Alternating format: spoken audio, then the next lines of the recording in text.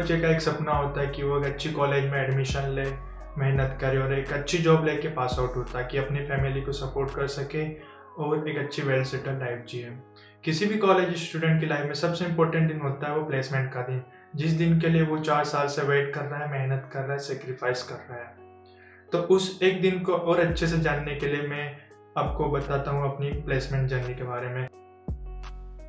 उससे आप कुछ ना कुछ सीख सकते हैं, इंस्पायर हो सकते हैं, मोटिवेट हो सकते हैं। और ये वीडियो उन लोगों के लिए इम्पोर्टेंट है जो कि अभी फ़िलहाल में आईआईटी के लिए प्रिपेयर कर रहे हैं और जिन लोगों को कुछ और भी जानना है कि प्लेसमेंट की सिनेरियोस के कैसे क्या होते हैं।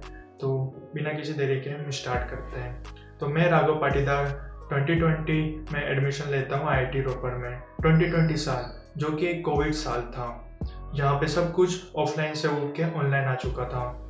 मेरे 2 साल ऑलमोस्ट ऑनलाइन ही चले गए।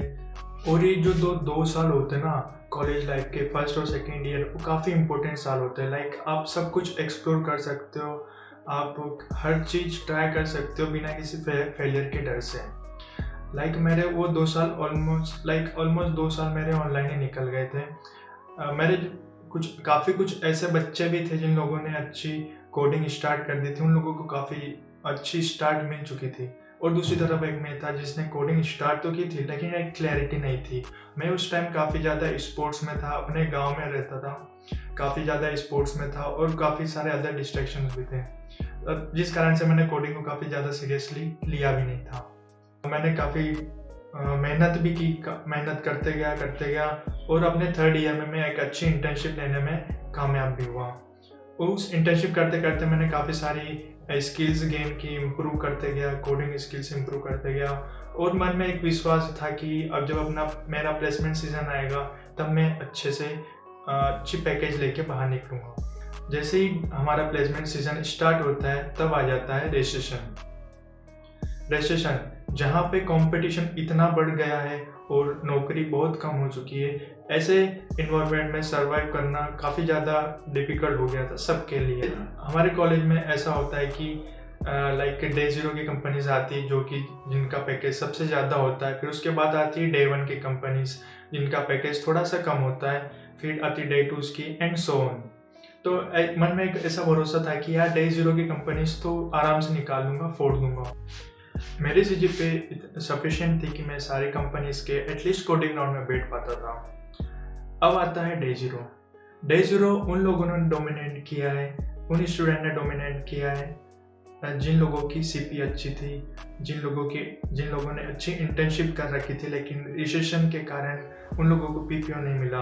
तो वो सारे अच्छे कोडर्स थे हमारे कॉलेज के, वो सारे डे 0 की कंपनीज में बैठे और मोस्टली डे 0 पे उन लोगों ने ही डोमिनेट किया है। तो मेरा सीपी तो वैसे ही थोड़ा वीक था और तो मैं कैसे ही डे 0 में शॉर्टलिस्ट हो पाता हूँ। लेकिन कोई नहीं, दुख तो था ही सही कि यार डे 0 की कंपनीज में प्लेसमेंट लेना था और मैंने डे 0 के लिए काफ़ी सारा कुछ सेक्रीफाइस भी किया था। उन सेक्रीफाइस में एक सेक्रीफाइस था मेरा एंटर आईआईटी जाने का सपना। एक ऐसा सपना था जो कि मैंने कॉलेज में आने से पहले देखा था। Unfortunately, inter IT preparation and the placement season they both collides। और मैंने प्लेसमेंट सीजन को ज़्यादा इम्पोर्टेंट दिया ऑब्वियसली। और एक दुख था कि यार मैं इंटर आईटी भी नहीं जा पाया और डे 0 की कंपनी भी नहीं क्रैक पाया। दुख था, लेकिन एक एक्सपीरियंस भी आ गया था कि आगे की कंपनीज में कैसे क्या प्रिपेयर करना है, कैसे क्या क्या हो सकता है एंड ऑल पॉसिबिलिटीज़। तो बिना किसी डिमोटिवेट हुए मैंने स्टार्ट कर दिया डे 1 के लिए प्रिपरेशन। अब स्टार्ट होता है डे 1।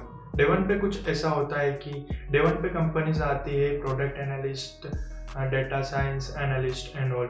और on the other hand my profile was of the software development engineering which is completely opposite. लेकिन मैं जैसे ही देख रहा था कि बच्चों की प्लेसमेंट लग रही है, खुश हो रहे हैं, इंजॉय कर रहे हैं, एक पीयर प्रेशर भी था कि यार अब तो जॉब लेनी है, काफ़ी टाइम हो चुका है।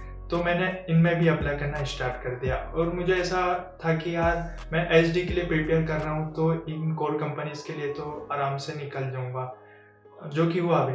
मैंने कोडिंग टेस्ट वगैरह तो काफ़ी इजी होते हैं, वो मैंने क्लियर कर लिया, लेकिन इंटरव्यूज़ में कभी नाम नहीं आया।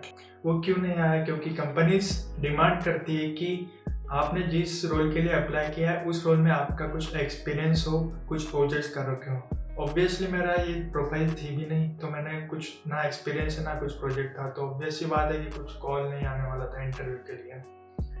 तो यार इस तरीके से डे 1 भी चले गया, डे 1 की सारी कंपनीज आके भी चली गई और फिर से मैं अनप्लेस्ड रह गया। दुख तो था, लेकिन यूं एक तरीके से वो भी था कि लाइक कंपनीज मेरी प्रोफाइल की थी भी नहीं, तो मैं कुछ ज़्यादा कुछ कर भी नहीं पाता। लेकिन बिना कुछ डिमोटिवेट हुए मैंने स्टार्ट कर दी अपनी प्रिपरेशन डे 2 के लिए। अब डे 2 पे होता कुछ ऐसा है कि एक कंपनी आती है कि अपना कोडिंग राउंड लेती है, जिसमें ऑलमोस्ट 140 स्टूडेंट्स पार्टिसिपेट करते हैं। उन 140 स्टूडेंट्स में से 15 स्टूडेंट शॉर्टलिस्ट होते हैं फर्दर इंटरव्यू राउंड्स के लिए, जिनमें से मैं एक था।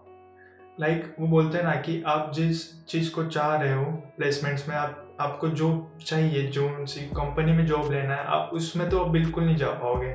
आपको ऐसी कंपनी मिलेगी जो अनएक्सपेक्टेड है। मेरे साथ भी कुछ ऐसा ही हुआ। लाइक 140 स्टूडेंट में से 15 स्टूडेंट शॉर्टलिस्ट हुए, उनमें से एक मैं था। अब इसके बाद होते हैं 2 टेक्निकल राउंड और एक HR राउंड। पहले टेक्निकल राउंड में पूछते हैं वो DSA data structures and algorithm, operating system, computer networks, object oriented programming, database and management and projects, वो सब कुछ पूछ लेते। तो इन 14 स्टूडेंट्स में से 7 स्टूडेंट्स एज शॉर्टलिस्ट होते हैं, जो कि राउंड 2 के लिए जाते हैं, टेक्निकल राउंड 2 के लिए।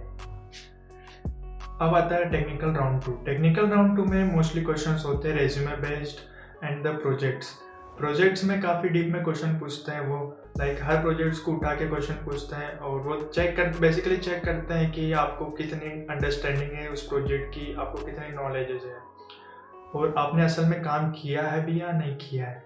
फॉर्चुनेटली मैं सारे क्वेश्चन का आंसर दे पा रहा था और मेरा काफ़ी अच्छा हुआ था राउंड 2। 5 या 10 मिनट के बाद में एक रिजल्ट आता है जिसमें मेरा नाम टॉप पे होता है कि like you are shortlisted for the HR round.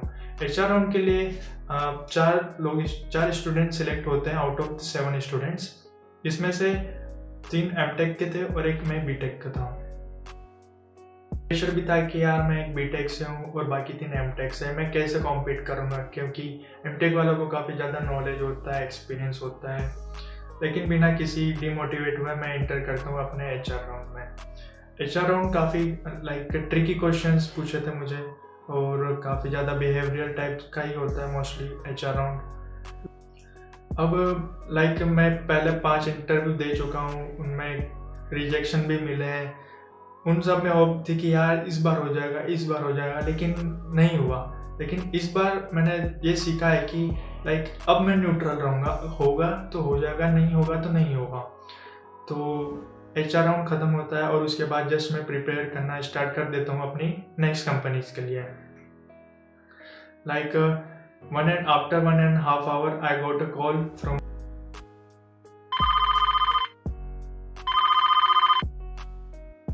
Congratulations भाई, तेरा हो गया। हाँ,